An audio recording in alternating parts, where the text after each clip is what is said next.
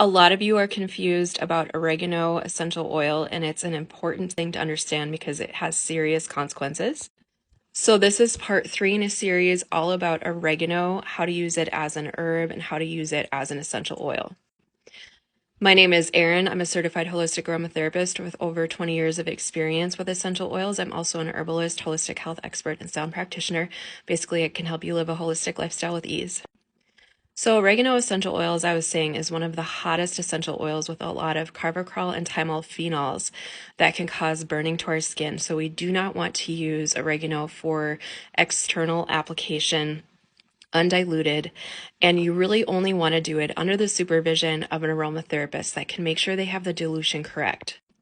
I met a woman out here on TikTok that shared her experience with thinking that she had oregano essential oil diluted properly, and then she applied it to her skin and got third-degree burns, ended up having to do wound care for 3 weeks.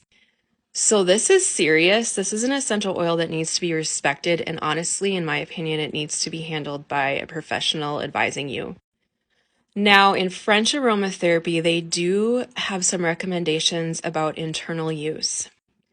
However, I am trained more in the British school of aromatherapy, and I don't have specific training in internal use, nor do I feel comfortable with it. If internal use is something that you're curious about, you need to talk to a clinical aromatherapist who has been trained in the French school. If internal use is used, and again, that's not something that I advise, the books do indicate that it needs to be only for a very short period of time for very specific situations and only under supervision. Oregano essential oil can also be irritating to the nasal passages if you inhale it directly from the bottle. It may or may not be for you, but it is a possibility. So that's something that you would want to be careful about doing. You would also want to be careful about diffusing oregano essential oil for the same reason. However, there was a study done on the aromatic molecules of oregano in the air against bacteria in the air in the hospital. And it was found that a combination of UV light along with a bunch of oregano diffused into the air without people there got rid of a lot of the bacteria. So this is something that is being studied more for clinical settings.